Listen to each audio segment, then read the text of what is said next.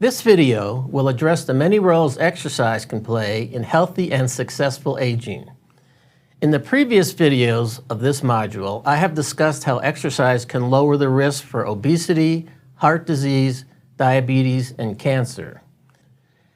As aging is a non-modifiable risk factor for all of these conditions, it becomes even more imperative for older individuals to minimize, as best they can, the modifiable risk factors for these diseases.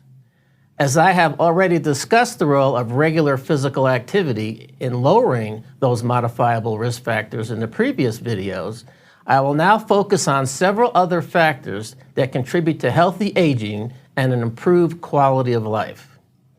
Individuals 65 years and older are the fastest growing segment of the population. As such, from a healthcare perspective alone, it is important to take the proper steps to ensure a healthy lifestyle.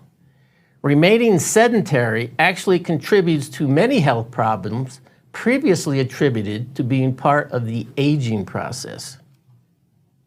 While physiological aging is inevitable, functional declines in key variables such as stamina, strength, balance, and flexibility can be greatly offset by participation in a sound program of regular exercise. The benefits are many and significant, including the ability to maintain an independent lifestyle and a high quality of life in the later years. Let's begin with cardiovascular endurance. Maximal oxygen consumption declines with advancing age in sedentary males and females. This is a result of a reduction in both maximal cardiac output and arterial venous oxygen difference as per the Fick equation discussed in the cardiovascular video.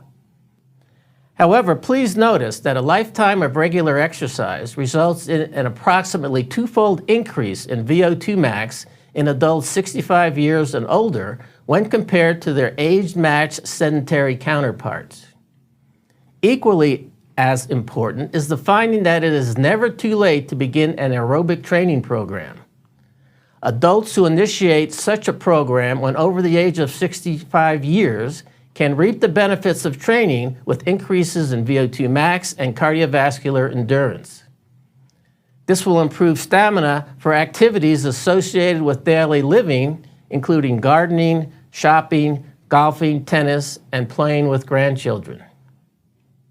A major health problem for older populations that is seldom mentioned in the media is that of sarcopenia. Sarcopenia is defined as the loss of skeletal muscle mass and function with advancing age. After the age of 50, sedentary men and women can lose up to 10% of their muscle mass per decade. The functional consequences of this muscle loss are great.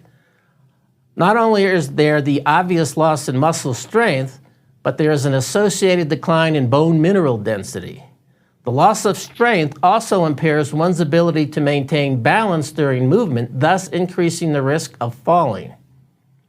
Along with brittle bones, falling is associated with a much greater risk of fractures in the elderly. Sarcopenia also negatively impacts VO2 max and endurance. Taken together, these consequences of sarcopenia can significantly reduce one's mobility and overall independence. Shown here is John at age 67 and 79. He is one of many who prove that muscle loss with age is more related to increasingly more sedentary lifestyle than due to the aging process itself. The ideal scenario would be one in which you were active when you were young and remained active throughout life.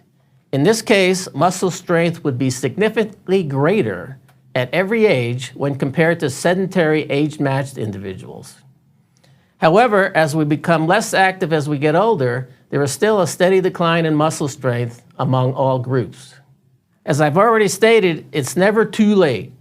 Previously sedentary older adults who begin a strength training program late in life are capable of demonstrating similar training adaptations as their younger counterparts, as has already been described in Module 3. As shown here, 12 weeks of strength training in previously sedentary men in their late 60s significantly increased muscle mass and cross-sectional area of both legs. This increase in muscle mass was associated with equal improvements in strength. Remarkably, men and women in their 90s are still able to demonstrate training adaptations in muscle mass and strength. This added strength will allow these individuals in their 9th decade of life to stay mobile and independent, delaying the need for assisted living and confinement to a wheelchair. Now, let's examine the role of exercise for the prevention and treatment of osteoporosis. Osteoporosis is the result of a decrease in bone mineral density due to a calcium imbalance. It will result in frail and brittle bones that are easily fractured. It afflicts hundreds of millions of people worldwide, 80 to 90% of whom are women. The risk factors for osteoporosis are many. Postmenopausal women are at the greatest risk. A family history of osteoporosis is the second non-modifiable risk factor. Among modifiable risk factors, physical inactivity, low calcium and vitamin D levels, along with smoking, top the list. Typical age-related declines in bone mass and density are demonstrated here. Notice that postmenopausal women receiving estrogen replacement therapy can partially offset this decline, as estrogen promotes calcium deposition into bone. Bone is similar to muscle in that when overloaded, it will adapt and strengthen. The mechanical stress placed upon the bone during repeated muscular contractions will stimulate calcium deposition into the bone and improve bone mineral density and strength. Physical inactivity will have the opposite effect. In fact, this is why astronauts exposed to prolonged microgravity environment in space lose a significant amount of bone mass. As there is no gravity, normally weight-bearing activities such as walking place no mechanical stress or stimulus on bone. While running and cycling are good for improving bone density in the legs and spine, it is important to incorporate weightlifting component in your exercise routine, particularly targeting the muscles and bones in your upper body, as they receive little benefit from those aerobic activities. Here is one of many studies reporting the beneficial effects of regular exercise on bone health in populations at high risk for developing osteoporosis. Previously sedentary postmenopausal women demonstrated a 6% increase in lumbar bone mineral density following 17 months of aerobic exercise.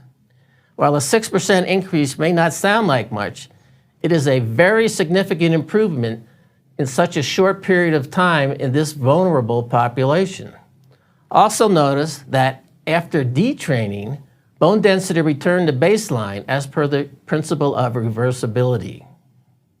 I will leave you with a more comprehensive list of the potential benefits of exercise for healthy aging. I will discuss the role of exercise in reducing the risk for age-related dementia in the next video. In summary, many of the functional declines once considered inevitable as part of the aging process are more likely attributable to a continued sedentary lifestyle. Regular physical activity can help maintain or improve endurance, strength, balance, and bone density. These adaptations will contribute to one's mobility, independence, and overall quality of life. Finally, it is never too late to reap the benefits from a program of regular exercise.